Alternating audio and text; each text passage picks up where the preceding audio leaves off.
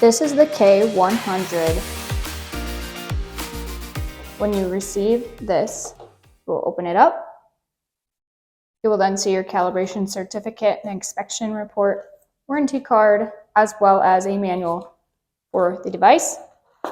This is the device itself. It is very handheld and versatile, has that clip on the back for belt clip, as well as a D-ring, including the strap for wearable device. To turn the device on, we'll press and hold that power button.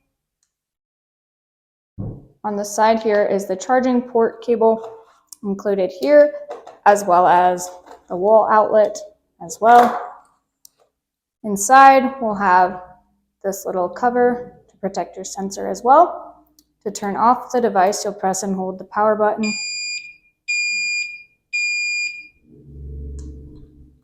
And just like that, that is our K-100A ozone monitor.